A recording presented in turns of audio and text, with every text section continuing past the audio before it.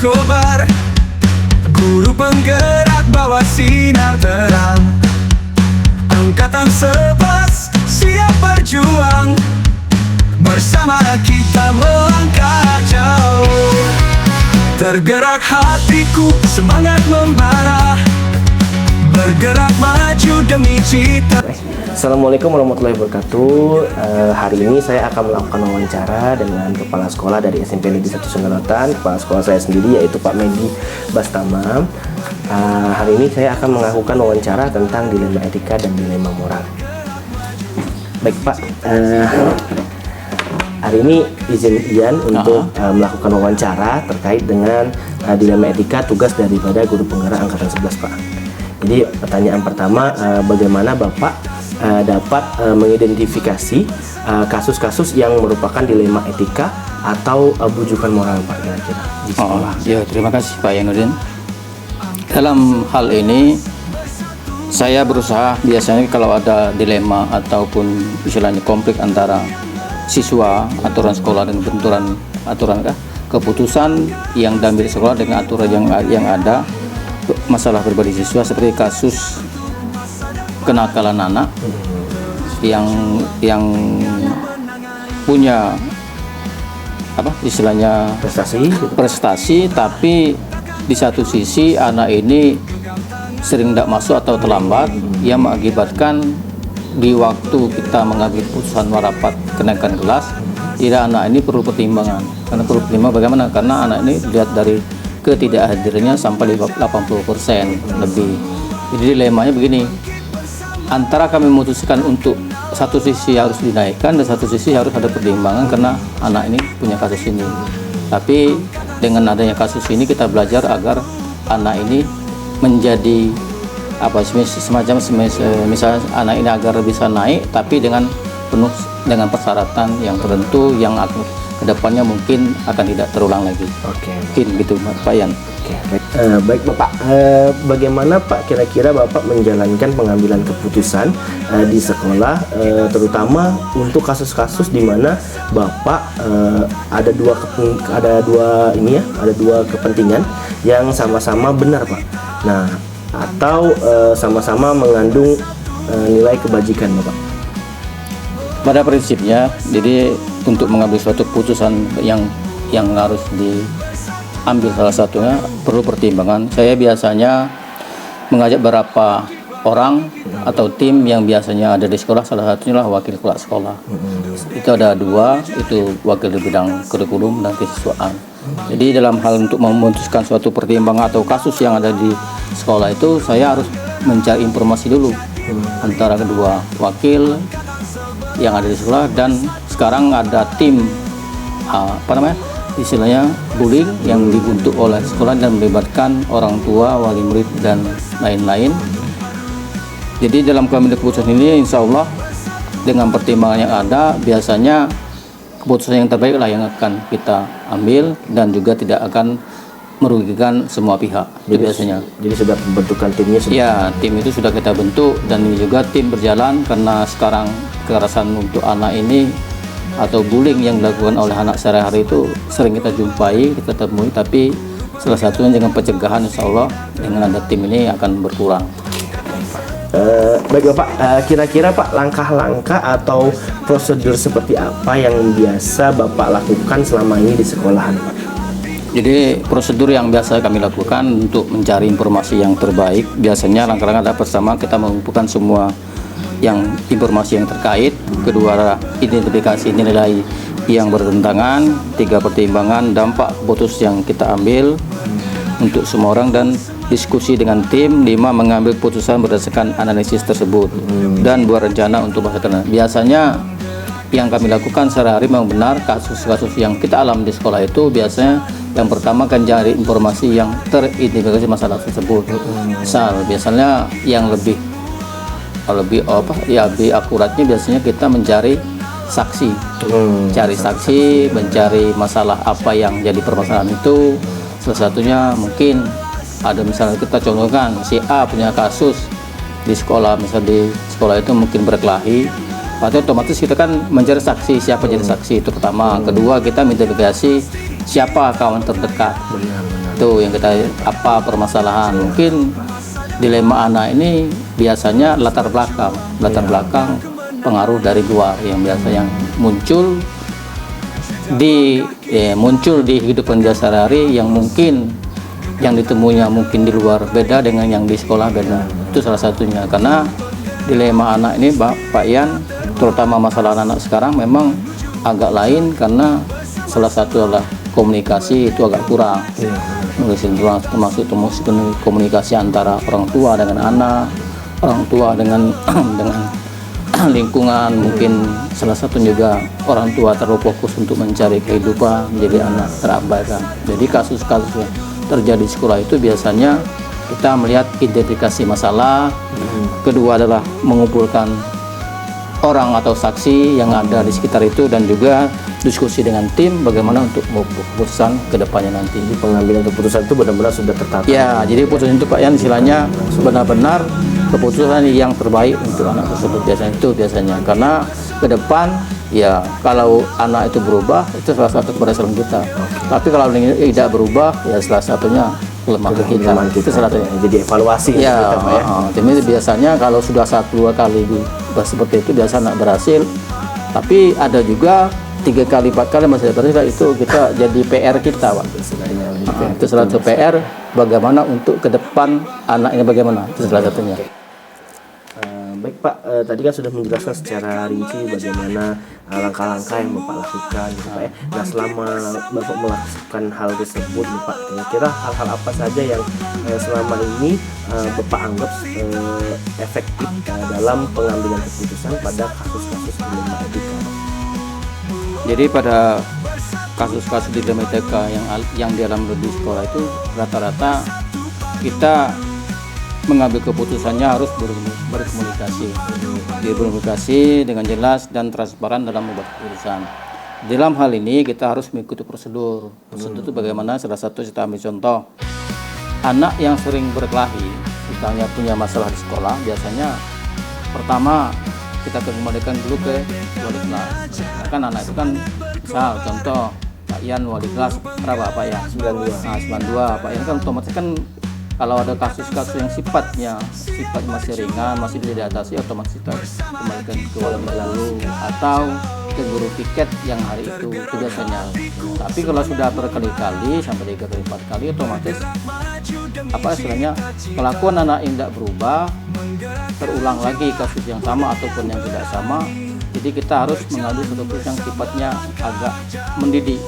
Kita ambil keputusan, kita panggil orang tua secara resmi, kita buat surat, kita hadapkan dengan wali siswaan atau yang ada di sekolah juga. Nah ini biasanya yang kasus-kasus seperti ini itu tingkat kasusnya lebih tinggi, lebih parah setelah kita, ataupun keputusan itu kita ambil semaksimal mungkin agar anak ini bisa berubah. Itu biasanya. Itu kedua biasanya Pak Yan, pada prinsipnya sekolah mengambil keputusan itu dengan pertimbangan yang matang, tidak harus dalam arti buru-buru menghadapi kasus. Tapi ada juga yang sifatnya yang tidak kasus satu kasus yang sifatnya urgent, yang sifatnya agak Harus segera diselesaikan. Harus dilakukan hari itulah, karena misal contoh kasus minuman keras atau narkoba itu saya rasa tidak mungkin kita harus pertimbangkan lagi, karena kita dengan aturan sekolah harus jelas, harus pertimbangan karena anak ini sudah terlalu berat. Biasanya ini kita putuskan, kita ambil dilema yang sifatnya mendidik, dalam arti mengeluarkan anak ini untuk mencari sekolah lain. Karena biasanya ini kalau udah kembalikan ke orang tua. Iya, kembali ke orang tua, dan kita harus pelan-pelan bahwa anak ini seperti ini. Memang ada peraturan yang memang tidak bisa ditolerir. Ya, karena biasanya kalau seperti ini Pak Yan, kasus yang sifatnya agak besar ini biasanya ada juga kita temui, yang kita alami, tapi kita juga pertimbangkan segi kemanusiaan. Baik Pak, tadi udah dijelaskan secara rinci juga mengenai hal apa yang efektif tentang ini Pak ya. Kira-kira Pak dalam pengambilan keputusan itu apa sih Pak tantangan dalam pengambilan keputusan pada saat kasus-kasus dilema etika ini Pak, tantangan yang Bapak hadapi selama ini? Jadi tantangan yang selama ini kami alami, yang pernah saya rasakan, jadi kasus seperti anak yang berkelahi ataupun anak yang mempunyai kasus yang di luar biasa lah, arti punya kasus narkoba atau minuman keras yang sifatnya menjadikan anak tersebut sifatnya terlalu ekstrim lah katakanlah. Kadang-kadang di sini kami selalu pihak sekolah dalam mengambil keputusan ini, ketidakpastian keputusan tepat kadang-kadang sulit untuk membuat keputusan untuk diterima oleh semua pihak. Mengapa demikian? Karena pada prinsipnya kasus-kasus yang sifatnya besar, yang sifatnya agak tidak ada di lingkungan sekolah. Iya, biasanya kasus yang seperti ini kadang kita alami, kita membuat keputusan itu yang sifatnya keras. Kita ambil contoh, kita ada kasus anak sampai kita mengeluarkan anak tersebut atau menyuruh anak itu pindah ke sekolah lain. Itu biasanya Pak Yan, kasus seperti ini kebenaran kalau istilahnya orang tuanya mengerti atau orang tuanya punya koneksi yang lebih bagus, lebih tinggi, biasanya ini jadi dilema. Apalagi benaran anak tersebut misal anak wartawan atau LSM, nah itu jadi masalah ini. Karena jadi masalah mengapa? Karena dilemanya agak tinggi, agak besar. Jadi kita mengambil keputusan harus punya pertimbangan. Tapi kalau sudutnya kita benar, dalam arti begini maksudnya, bukti ada, istilahnya kan, bukti ada, kasus sudah berapa kali peringatan, sudah pakai matras segala macam, otomatis kita mengambil keputusannya sudah kuat. Jadi sana suatu pihak, nanti ada pihak luar kepengen tahu mengapa anak ini dikeluarkan dari sekolah, itu tadi kita harus buka bukti fisik tadi. Benar. Tapi juga kadang-kadang kita ada kelemahan juga Pak Yan. Satu sisi contoh, kemarin ada sekolah lain misal contoh, memang anak ini berkasus, memang anak ini punya segala macam, kasusnya sudah berat, tapi satu sisi lain kita harus mempertimbangkan bagaimana agar anak ini tetap, bukan begitu maksudnya, agar orang tua tersebut minta tolong segala macam agar anak tetap diterima di sekolah. Bahkan kemarin juga ada pengaduan segala macam yang sifatnya ke intern di luar sekolah, misal sampai ada yang ngadu ke inspektorat, ngadu kemana-mana, itu jadi dilema juga. Jadi pihak luar gitu Pak. Ya, jadi pihak luar tuh setiap keputusan yang diambil sekolah belum tentu diterima oleh semua. Iya benar, karena Pak, ya. kasus ini bukan sekali dua. Jadi kasus yang seperti ini yang pernah saya alami biasanya seperti itu, karena pihak luar itu biasa nggak tahu isi. Ya, jadi mereka langsung judge gitu. Iya, contoh seperti itu. Jadi istilahnya mengambil keputusan harus ada pertimbangan yang sifatnya kebaikan bersama biasanya. Jadi memang sekolah tuh harus memiliki bukti yang kuat bukti yang kuat, keputusan seperti itu Pak ya. Itu. Kan tadi kan banyak masalah yang kita sudah diungkapkan gitu Pak ya. Kita lagi memang tak tahu dalam satu sekolah pasti ada lah permasalahan seperti itu ya. Nah tapi apakah Bapak punya waktu khusus gitu Pak, waktu yang jadwal tertentu untuk dalam sebuah penyelesaian kasus dilema etika itu, apakah Bapak langsung menyelesaikan di tempat kan, atau memiliki sebuah jadwal sendiri untuk menyelesaikannya Bapak? Bentuk atau prosedur seperti apa yang Bapak biasa jalankan Pak? Terima kasih Pak Yan. Jadi pada kasus yang seperti yang Pak yang katakan tadi, sebenarnya pada prinsipnya saya tidak punya jadwal khusus untuk menyelesaikan kasus yang ini. Jadi biasanya kasus itu munculnya kalau sifatnya kasus yang bisa ditangani oleh wakil kesiswaan atau guru yang bersangkutan atau wali kelasnya, saya tidak terlalu ikut campur. Tapi sifatnya kalau yang kasus yang sudah berulang-ulang sampai anak sudah pakai matras segala macam, otomatis saya harus ikut serta dalam proses ini. Cuma juga masih ada pertimbangan kemanusiaan. Kadang-kadang kita nih melihat latar belakang Pak ya. Kadang-kadang latar belakang orang tua ataupun anak ini bagaimana. Seperti itu ya, seperti saya katakan waktu kesiswaan Pak Irawan, biasanya saya tanya dulu apa masalah anak, bagaimana kondisi orang tua. Itu biasanya seperti itu saya. Jadi untuk mengambil keputusan itu memang agak berat, tapi harus diputuskan. Karena semua biasanya membuat rencana itu memberikan sifatnya tenggat waktu, dalam arti misal contoh karena kasusnya dilema, sudah materai sudah pakai materai 10.000, mestinya anak harus dikembalikan ke orang tua, tapi kita masih punya pertimbangan karena mungkin latar belakang tadi. Jadi kita harus mengambil tenggat waktu, misal kita beri waktu 1 bulan. Ternyata dalam 1 bulan ini ditemui juga biasanya anak tersebut anak tersebut mungkin berubah ataupun anak itu tidak berubah. Tetap seperti itulah. Nah, itulah satu yang terakhirnya. Tapi kalau anak itu berubah, ya tadi Pak, yang kita kembali lagi, alhamdulillah kita berhasil, itu intinya. Tenggat waktunya itu fleksibel. Tidak Bisa terlalu berubah. tidak terlalu sifatnya punya waktu khusus untuk menyelesaikan itu.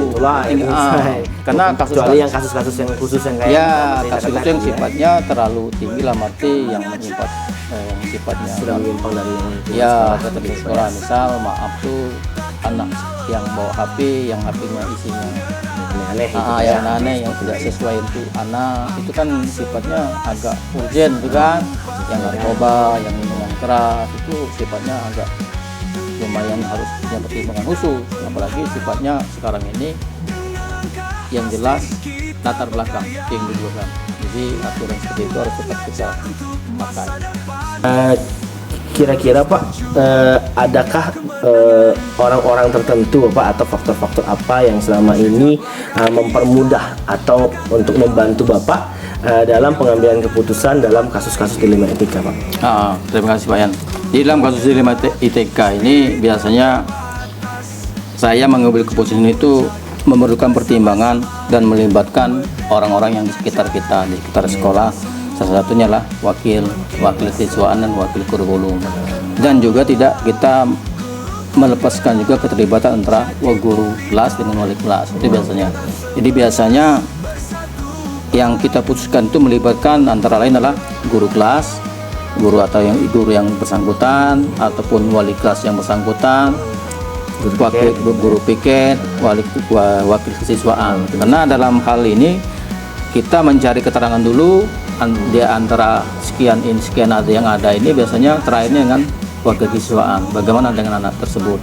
Biasanya keterlibatan ini semua pihak, apalagi sekarang sudah punya tim khusus atau tim bullying itu yang ada di setiap sekolah. Kita kerjasama dengan guru-guru yang ada dalam tim ini, karena di sini kita melibatkan agar kita mendapat informasi yang seakurat mungkin masalah anak tersebut.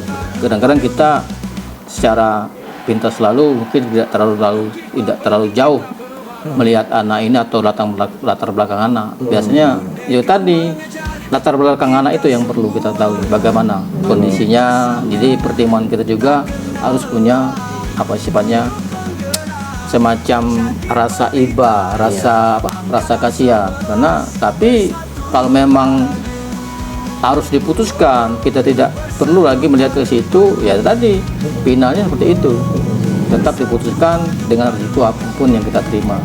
Itu biasanya yang kita laksanakan. Sehingga melibatkan sekolah, memudahkan untuk proses keputusannya. Berarti banyak faktor ya? Iya, karena faktornya kita lihat situasi dan kondisi juga, karena tidak semua, apalagi sekarang ini dengan teknologi yang ada, salah satunya kelemahan kita adalah komunikasi antara orang tua dengan sekolah. Biasanya orang tua itu Pak Yan tidak selamanya nerima dengan anak tersebut. Kadang-kadang maaf ya, mengatakan anakku baik, bagus, tidak pernah ini, tidak pernah itu, tidak pernah selama itu. Ternyata di sekolah berbalik, ada hal yang di orang tua. Ternyata orang tua kadang-kadang kok bisa anaknya di rumah seperti ini, giliran luar sekolah ataupun di luar sifatnya umum seperti itu. Jadi dengan adanya data-data dari guru data tadi kan untuk memperkuat, untuk membantu kita mengambil keputusan itu Pak Yan. Luar biasa sekali Pak. Nanti dari semua hal yang telah Bapak tadi sampaikan seperti itu Pak ya, tentunya ada pembelajaran Pak yang Bapak dapatkan dari pengalaman Bapak mengambil keputusan dilema etika Pak. Oke Pak Yan, terima kasih. Jadi pada prinsip Pak Yan, untuk mengambil keputusan dilema ITK ini kita perlu banyak pertimbangan dan masukan dari rekan-rekan kerja dari luar juga kalau ada informasi ya untuk yang bersangkutan. Jadi dalam hal ini keputusan yang diambil itu kadang-kadang memang dilema juga. satu sisi kita harus memutuskan dan satu sisi kita harus mempertimbangkan. Karena apa yang kita putuskan itu yang terakhir. Pertimbangan perlu ini bagaimana? Karena kasus-kasus ini yang kita alami ini bukan semacam kasus yang sifatnya apa ya, harus mengorbankan anak, harus putus sekolah, itu harus punya pertimbangan. Tapi opsi terakhir itu, Pak, ya. opsi terakhir kita punya keputusan. Contoh kasus kita punya anak kelas 9 tahun kemarin, contohnya salah satunya, kita harus memutuskan anak ini harus tidak lulus atau tidak naik kelas. Tapi dengan catatan kalau tidak lulus kita harus arahkan kemana anak ini, jangan sampai dia putus sekolah. Betul. Jadi kemarin kita juga pernah punya solusi dengan anak yang tidak lulus ini, kita punya solusi, kita suruh ambil paket C. kan, paket C atau paket B. Jadi dengan ada keputusan ini otomatis dia istilahnya ada apa, semacam ke tindak lanjut ke depannya untuk anak tersebut. Jadi tidak harus mesti mengulang ke awal lagi dari kelas 9, tapi otomatis anak ini bisa di luar atau mengikuti paket C tadi yang sifatnya mungkin anak ini dengan rutinitas sekolah tiap hari mungkin agak malas. Dengan ada yang main paket mungkin hanya pertemuan ataupun seminggu sekali, mungkin salah satu itu jawabannya. Jadi selain itu tetap dipikirkan bagaimana dampak untuk anak-anak itu. Ya, karena jangan sampai mengorbankan anak jadi putus sekolah, itu salah satunya. Karena keputusan-keputusan yang kita lakukan di sekolah juga punya pertimbangan. Kadang-kadang ego juga masih masuk, Pak ya. Benar. Ngapa juga ego masih masuk? Kadang-kadang kita ini kaku dengan aturan. Itu kelemahan kita. Tapi dengan aturan sekolah itu kita bisa mengambil hikmah bagaimana aturan itu harus ditegakkan, tapi kita harus melihat pertimbangan dulu dari pihak-pihak yang berkepentingan. Karena kalau kita mengambil keputusan yang sifatnya memaksa, akibatnya jelek, akan menyebabkan anak itu jadi masalah baru. Itu biasanya. Wah, luar biasa, Pak. Dari apa yang telah kita bincangkan hari ini, saya banyak belajar dari Bapak tentang bagaimana mengatasi dari kasus dilema etika, bagaimana saya harus memanajemennya. Jadi saya terima kasih atas waktu yang telah Bapak berikan, atas menjawab pertanyaan saya dengan sangat luar biasa, Bapak. Dari itu saya terima kasih. Jadi terima kasih. Assalamualaikum warahmatullahi wabarakatuh. Waalaikumsalam warahmatullahi wabarakatuh. Angkatan 11 siap berjuang, bersama kita melangkah jauh. Tergerak hatiku, semangat membara, bergerak maju demi cita-cita, menggerakkan jiwa muda yang berani, berjalan bersama langkah jauh. Bergerak hatiku, semangat membara, bergerak maju demi cita-cita, menggerakkan jiwa muda yang berani, berjalan bersama menuju hari merdeka, mengajak kita semua bangkit bersama, tak kenal lelah. Guru penggerak jadi pelita, angkatan 11 bersatu padu. Dunia menanti kita penuh harap, dengan langkah pasti kita berkarya. Merdeka mengajar untuk masa depan, terus berjuang hingga kemenangan. Jejak langkah kita takkan terhapus, genggam tangan erat raih impian. Guru penggerak, spirit tak terbatas, menuju puncak bersama-sama. Merdeka mengajar kita semua bangkit bersama, tak kenal lelah.